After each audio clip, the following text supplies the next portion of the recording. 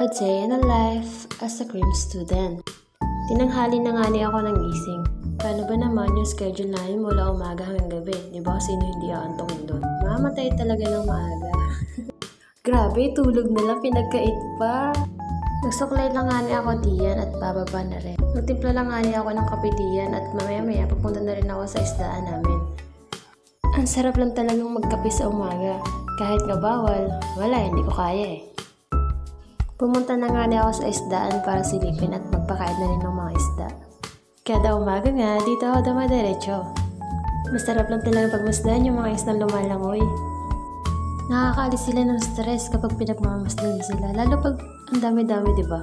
Nakaka-stress kasi this week is for exam namin. Ang sakit talaga sa ulo, be. Ayoko na. Charot. Alabe, wala kang karapatang magreklamo. Ginusto mo yan, diba?